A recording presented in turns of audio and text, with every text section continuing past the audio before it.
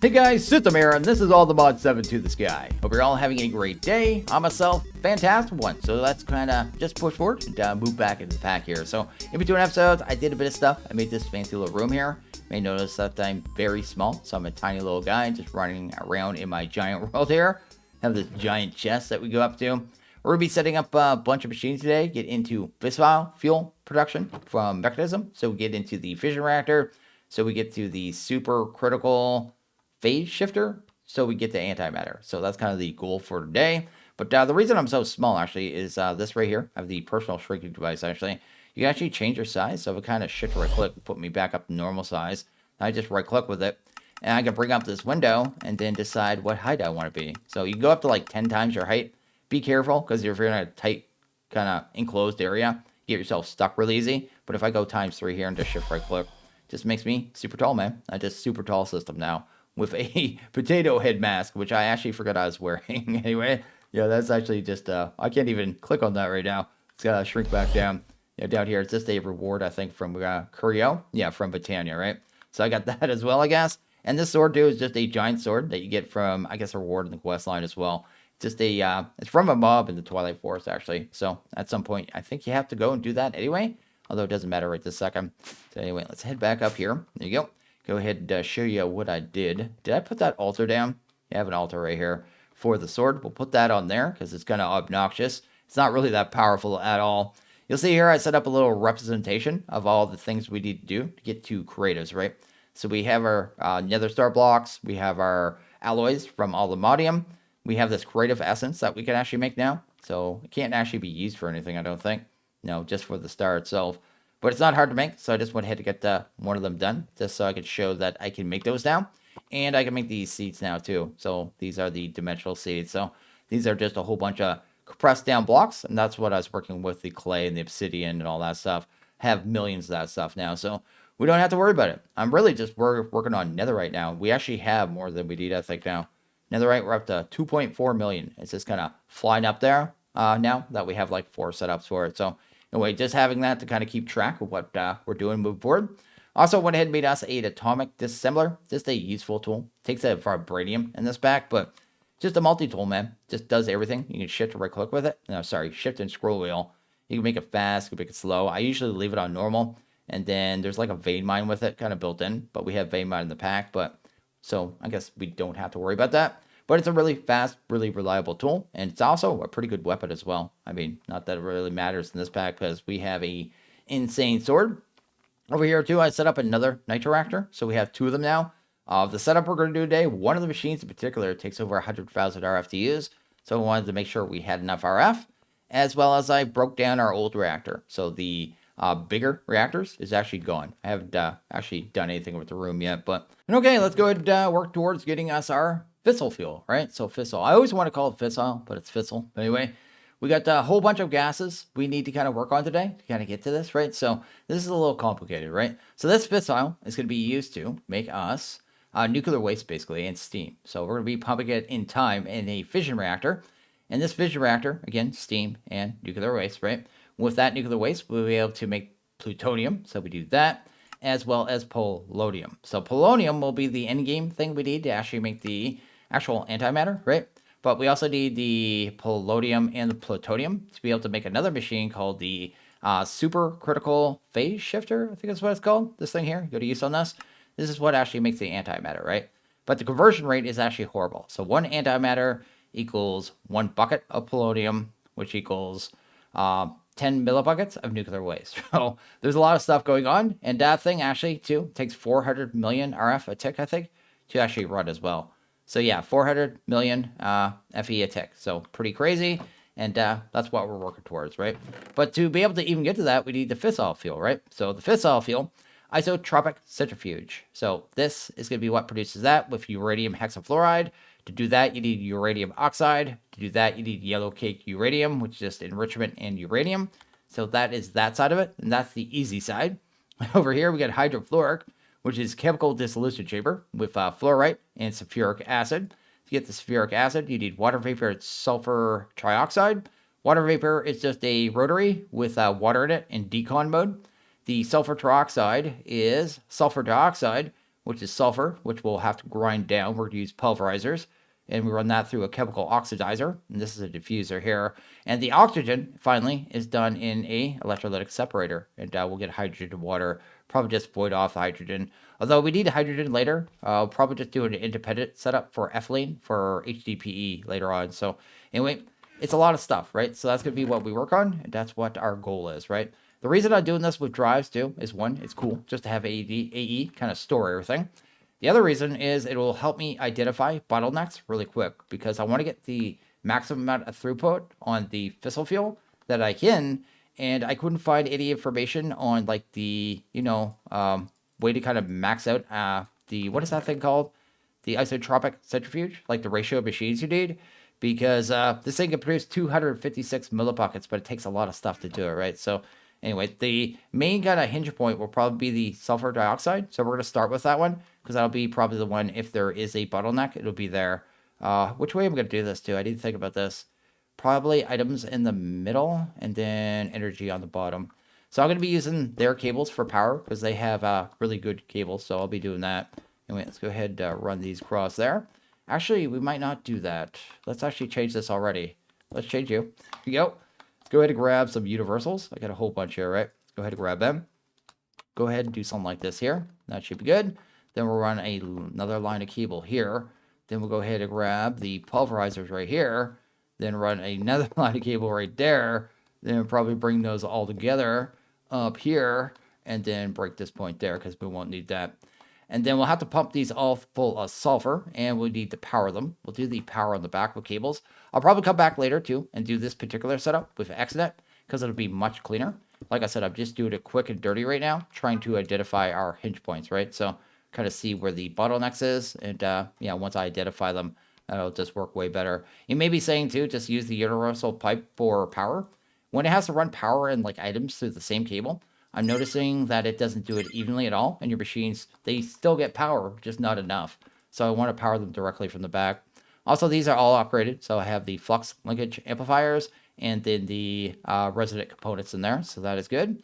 Let's actually come down here for a second. Do I have that on normal speed? I really need to make sure that's normal.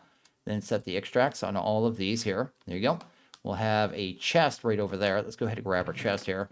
This one's set up to sulfur, so we'll have sulfur coming out of this, feeding all these machines through the top. I should grab a red print. Actually, a red print probably wouldn't save any time right here. Red print, you can copy the settings of machines and kind of, if you have one all set the same, you just right click and copy, shift and right click to copy one machine. And I think right click to put it on there, although that might be wrong, but it's just a way of copying the settings of machines. So anyway, it'll go something like that, I think. And I think that should be good. Probably go ahead and speed these all up in a bit. But yeah, we just need to kind of configure these machines here. So the way we'll configure them is the main line here is going to be the sulfur, right? So we want input on all these, right? So these will be inputs, and then we'll be outputting at the bottom. And I guess these ones will be reverse. So the next machines we need to get down are all these ones here, the chemical oxidizers, right? So just kind of get them pumped up all there. Grab ourselves the universals. I need to break a connection right here and right here. I don't need those, right? Yeah, that's good. Then we'll go ahead and do that there. And those should all start getting the sulfur in them and start making sulfur dioxide. So that is good. Probably want to power those too. We'll just power them from the back as well. So let's go ahead and grab our ultimate universal cables. And effectively, we're already done our first gas. Like I said, probably not enough pulverizers to kind of maintain this. But at the same time, that's what I'm trying to work out, the ratio of the machines, right? So that is good there. Then I guess we just need to actually put a point on that. That is good. Then we'll just go ahead and do the output right there. And every one of those should be going at max speed. So there you go. We have our sulfur dioxide production, just like that. Probably bring a interface right here and use that to pull it into the system. Then since we already put the drive in there, we'll be able to store all the sulfur dioxide really easy. And I have this right here, right? I need a bunch of dents, so we'll just use dents bringing this along here. There you go. Then we can not have to worry about how many channels we're moving around. So we'll do that, and then I guess we'll just want this and then a importer, right? I guess we just need to connect it. Can I just connect that? Yeah, you can just connect that. So that is good there. And then that's pulling that, and that's clearing that. All we need is some of the tubes here. I have tubes from Mekanism here somewhere. I don't have them on me. Let's go ahead and hunt them down. The tubes, though. Oh, those are leads. I want ultimate tubes. Let's go ahead and craft Pressure ultimate, another 100 of those. Do that. These are just used for moving gas with the mechanism, right? So that's what we're using these for. Go ahead and do that. Sweet. Go ahead and just bring that down. Then we'll just have to grab our configurator, set the extracts, and that stuff should just start flying into our AE2 system, right? Oops, I'm messing this up too, aren't I? Yeah, I need to change the settings on this. If you right-click on the side of these machines and set the wrong thing, you're going to mess up your outputs and stuff, right? I want to set the gases right now. There you go. And then make sure I'm actually hitting the connection points instead. Sweet. And sweet. There you go. So that should handle all of our gas production, right? So that's just doing the thing. These things, are they getting backed up or not? I'm trying to figure out if I have the right amount of machines here. That's good. That's good. That's good. Actually, it might be okay right now. Not sure. I haven't actually sped out the... I guess we'll wait until it gets caught up here. But we've grabbed the dioxide now. Check that out. We already have 125 buckets, 130 buckets. So that one's taken care of really quickly. Next one's actually going to be a pretty small setup. So we'll grab this, that. We have a sink, right? We're going to grab our electrolytic separator and work on the oxygen. This one's pretty fast. We shouldn't need more than 1 or 2 of these. I'm going to start with 1 and see if it actually is fast enough. Actually, I may do this one a little jank too. No, I'll run it a couple spaces just in case we need to expand. I'll do this here because we use the same interface, going to pump it into the system here is what I'm thinking. Go ahead and grab ourselves a tube because I know the size on this one by default. So when you put water in this one, it's broken into hydrogen and the oxygen. Oxygen by default will come out of this side. You can change the size and stuff. Why bother if I already know how they work, right? But anyway, go ahead and grab this right here. There you go. Go ahead, head up here. Then we just need to get the water into it. I think it'll accept the water on any side by default, if I remember. Anyway, let's do you. Do that there. And that should start making hydrogen and oxygen. Oxygen's already going in there. Want to make sure this is set to dumping excess, because we don't actually need the hydrogen either at this point. And then we just need to power this, right? So we'll just power it from the bottom. One thing out of the way, even though, like I said, this will be a mess in the end until I have everything worked out. But it gives me room to add more if I need to, right, as well. So that's effectively our second one, I think, right? Also, you should always set the extracts, even though they pull anyway. This will pull faster. So let's go ahead and grab oxygen. It's flying up. So you can see these ones go really fast, right? So they're not too bad at all. And like I said, we might only need 1 or 2 of those. The next ones we'll do is the water vapor. Let's go ahead and grab that. Where's my water vapor thing? Let's go ahead and grab you. Go ahead and run over here for a sec. Pop that in there. The other reason I'm not putting those all in at the same time too is to make sure I know what I'm doing, right? Which one am I working on? I'm not sure, right? Let's go ahead and grab you and you. Need to put one of these down. I can't remember. I think we're going to put this one down backwards as well, actually. So we'll do this and we'll do that because I think the water comes in that side by default. So we'll just use the sink here to kind of handle that. We could just use some of these here. Will that connect to this right here? Yes. If so, I want to pull that to you. Oh, did that get hydrogen? I'm going to need a dropper now. I just messed up my life. If you get gas in something you don't want, you can just grab one of these gauge droppers. Go ahead and do that. Sweet. And I think you just put it over here. Awesome. And then if I do this here, can I get that out? Or do I have to wait till it's all converted? I might have to wait till it's all converted, right? Let's go ahead, give it some power really quickly. Clean up my mess here. Here we go. This way. And then it has to be on that side, I guess, to be able to pull it all out. There you go. That's good. Then we'll just go ahead and bring our piping up this way. And we definitely want to break that. Oh, I just spun that around for no reason. I want to make sure these are actually getting their water too. So it'd be that there. Then we just go ahead and set extract, right? I think. So that one's making water vapor. And that one doesn't have power yet. Let's go ahead and grab a universal, I guess. Where's my power tubes? Right here. And we'll just do that for right now. And then we should be able to run another interface right here. And then just pump that water vapor straight in the system. So we do something like this here. Go ahead and bring you back here. And like I said, dirty as heck, right? Just do it quick and dirty, guys. Then I come back and make it pretty later. Go ahead, do you. Just plug you in. And that's online. So that's already getting water vapor, right? And this one just needs a cable, I guess a tube, to be able to pull that out. So there you go. We got another one done just like that. Look at that. We're making progress. So that's awesome. So how fast is the water vapor coming in? Is that going to be a problem? Doesn't look like more than 2 of those will be needed. Oh, we might need 1 more. I guess we'll see as we move forward, but the production is going pretty solid either way. So the next gas we're going to set up here is going to be the sulfur trioxide. So we'll go ahead and get that one done. Let's go ahead and throw it in, and it's good. Then I know what I'm working on. Also, I changed the cabling here a little bit, so I went with the regular pipes. With the universal pipes, if they were touching the universal cables, they were voiding off power, like legitimately voiding off power. It'd pull like 10 or 15,000. You can see now it's only at 2,500, which what it should be, because these machines only use 320. But one of the machines on each chain would not be powered. Made no sense at all. So I decided to get them out of there and just use the regular addon pipe. And then, yeah, just use the universal. So that is working out there. But this one here, the sulfur trioxide, should not be too bad set up. Let's do it like right here somewhere. There you go. I'll do this one backwards as well. So do that. We're going to grab ourselves an interface. This will be where the stuff comes out of this thing. I think we actually set up 2 of these in a row, actually. Let's go ahead and grab the other one, kind of get set up at the same time. The next one after this will be the... What is this one here? This is the sulfuric, right? So let's go ahead and get that one in there as well. Do that. Because these machines all have the same layout, so it doesn't really matter. We can almost put them side by side, I suppose. But we will use another chemical infuser. Let's go ahead and do that. Then grab ourselves another interface. That is good there. Then we'll have to go ahead and bring across our cabling, of course, because we are just like that. We like to cable things. There we go.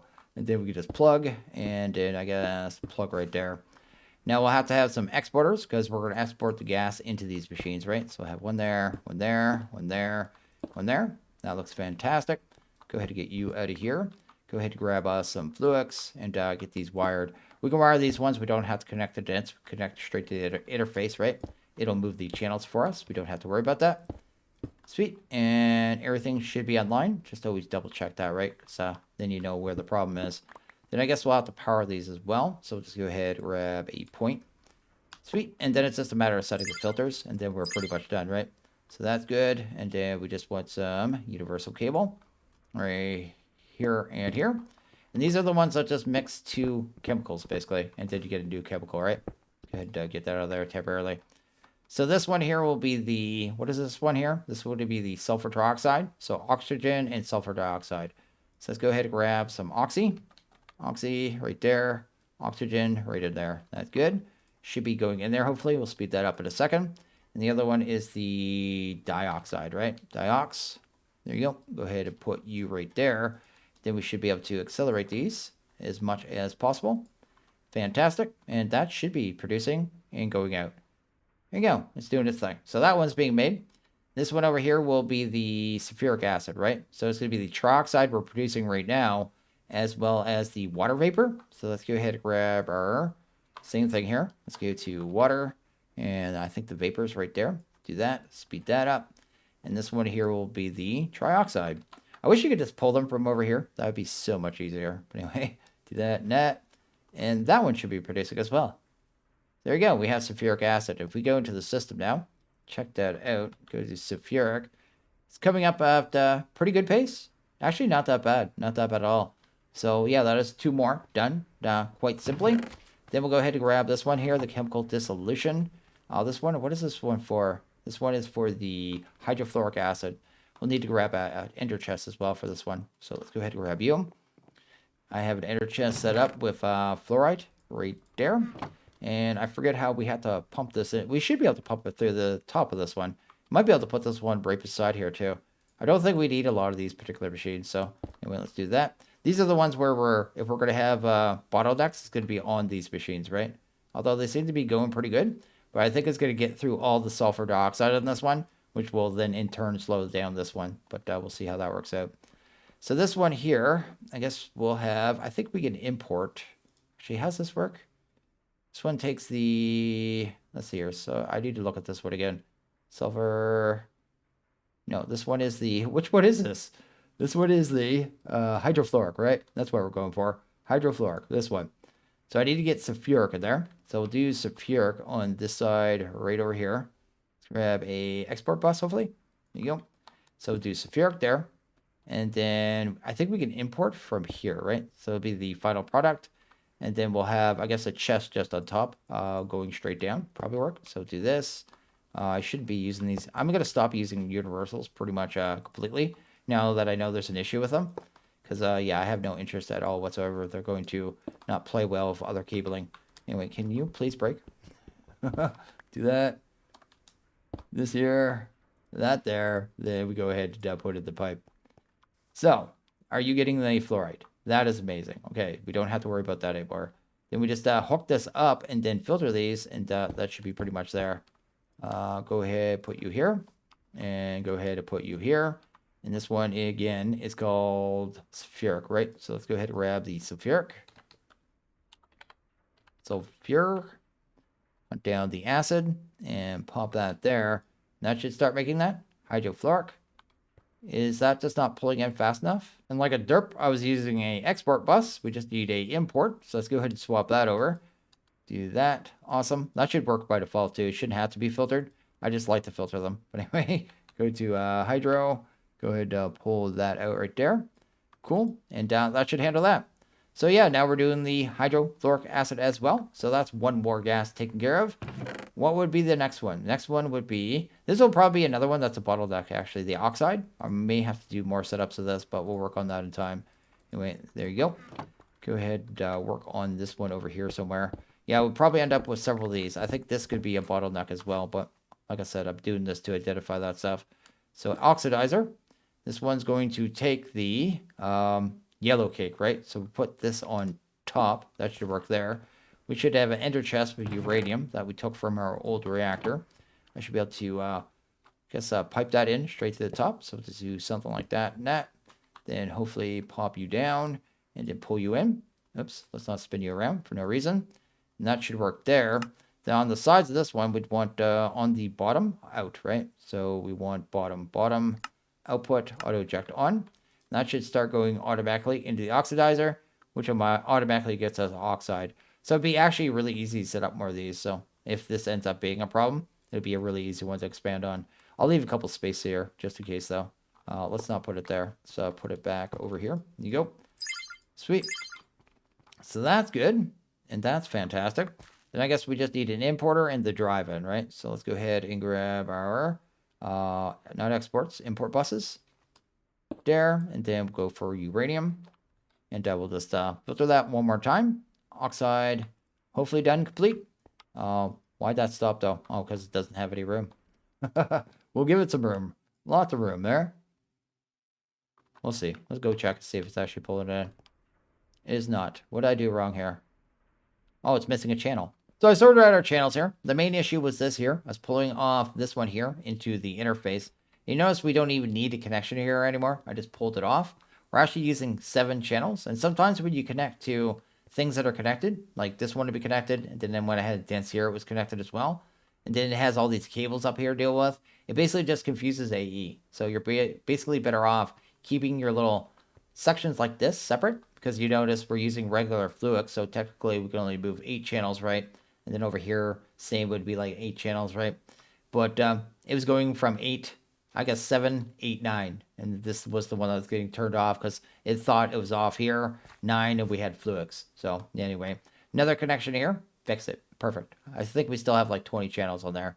Also, this is working great. It's looking at this thing too. It's so backed up. I did not need an ultimate enriching. Although if this is a bottleneck, like I think it's going to be, this is going to be easy. Because I could do another, 8 more of these chemical oxidizers if I really did to, off this one enriching factory. So that's actually pretty rad. Where this one takes so much to get all that stuff. So that is that there. The next thing we need to do here, which is this one. What is this? What stuff am I doing now? I can't even remember which one this is. This is the uranium hexa. Oh, we're almost done. Oh, okay, we're on uranium hexa, man. Uranium hexa. That's an infuser, right? Now let's bring that around the side here. Let's bring it like right here. There you go. Maybe one more in. So there's no reason to have it right there. There you go. This will be another easy one. So let's grab the interface. Let's do that there. Then we'll have 2 exports, right? So export bus on each side. That and that. And then I guess we'll just cable this puppy up. Go ahead and bring you. Fantastic. And then we just need some cable behind us, right? So do that. So happy I dug this tunnel back here before I started. Saves me a lot of time. Anyway, Yeah, and after this, we just have one more machine, and we actually have the fissile fuel. So yeah, that is pretty rad all around. But anyway, do you, and hopefully you get channels, devices online. That's what we'd like to see, and we just need to kind of, I guess, filter this one, right? Do I have hexa pinned? I don't. Let's go ahead and grab hexa. It is right here. And this one is hydrofluoric and oxide. So let's go ahead and grab the oxide, the uranium variety, uranium oxide. So that'll good go there. And this one is the hydrofluoric, right? So let's go ahead and grab the hydro, hunt that down, hydrofluoric acid. Sweet, and pop you there. And that should start making that stuff. It just needs power, right? Yeah, we good. Cool, so that is another one. And this is, like I said, this is the last fluid before the last fluid. So I guess second last fluid. There you go. It's actually making the uranium hexafluoride. And then we need to set up the drive, which I just have not put in yet. Then we can set up the last machine, the isotropic, which is pretty rad all around. We'll be finally at our, I guess we'll be done gases. Is the main thing, right? The gases get a little hard on the head, right? But there's just so much work to it and it has to be done. I just didn't want to pop in the video and go, hey, I made fissile, right? I did not want to do that at all. But at the same time, I want to show you how you kind of sort out your bottlenecks at the same time. So well, let's go ahead and do that. Go ahead. We'll keep this one separate again so we don't run into a weird channel issue. We'll do a space here for no reason. I think the, whatchamacallit is going to come out of here. The actual fissile will come out of the front of this one. There you go. This one's going to be a power hog too, like I said. So I guess that's something to be aware of.